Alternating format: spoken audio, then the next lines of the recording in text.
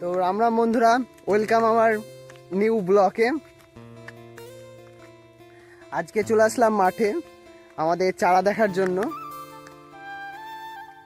তো চারাগুলো ঢাকা আছে, দেখে আসি কিরকম বেরিয়েছে। ওইখানে ঢাকা আছে।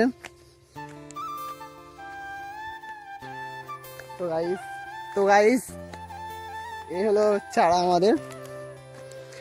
এইগুলো সব পাটখাড়ি দিয়ে ঢাকা আছে। এটা তলে কিছু কিছু দিয়েছে, বুঝতে পারা যাচ্ছে না, দেখতে হবে তুলে একবার। তো পাটখাটিগুলো সরিয়ে দেখি বেশ ভালোই চারা বেরিয়েছে। তারপর চলে আসলাম পুষ্টিম্যানদের চারা দেখতে। তো ওদের চারা দেখতে গেলে দেখি সমুদ্র পার হয়ে যেতে হবে, তাই আর গেলাম না। আমার পাশে দেখি অরূপ ভাইপো কলা গাছ লাগাচ্ছে। তো গাইস দেখো, কলা গাছটা মনে তো হচ্ছে না যে থাকবে, কতটুক খুঁড়েছে, মনে হচ্ছে বাতাসে পড়ে যাবে। তো বাড়ি আসার পথে দেখি বাবা চারার পাটখটিগুলোকে তুলে খাড়া করছে। তারপর বাড়ি আসতে দেখি পুষ্টিম্যান নিড়াতে শুরু করে দিয়েছে। ওইদিকে দেখি ভাই বোন নিড়াচ্ছে। কোনোদিন তো মাঠে আসে না, আজ দেখছি আবার মাঠে এসেছে। গাইস এবার আমরা বাড়ি যাচ্ছি, বাড়ি গিয়ে দোকান যাব আর কি। আর এই দেখো দেখো চারাগুলো কি বড়। আর কিছুদিন বাদ দিয়ে এই চারাগুলো লাগানো যাবে। চারাগুলো আর চলো দোকান যাই এবার। আমি দোকান চলে আসলাম।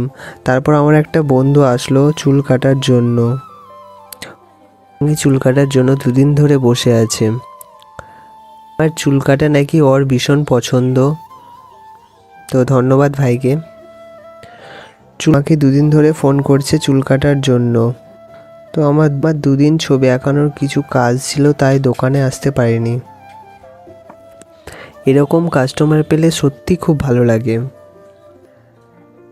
কমপ্লিট হয়ে যাওয়ার পর আমি বাড়ি চলে আসলাম। কৃষ্ণ ঠাকুরের ছবিটা অনেকদিন আগে করেছি, কিন্তু কৃষ্ণ ঠাকুরের ছবিটার রং কমপ্লিট করতে পারিনি আমি। আজ রংটা কতটুকু করতে পারি দেখি। আর এই ছবিটা আমি কালার পেন্সিলে করছি।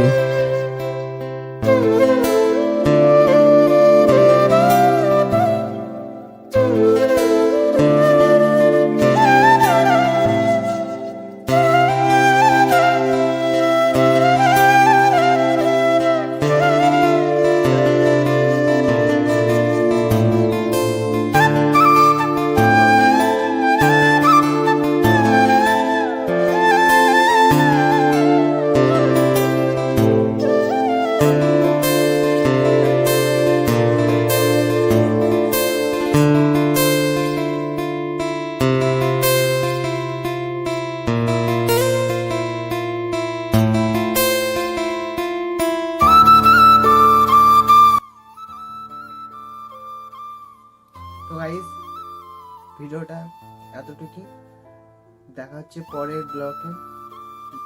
টাটা।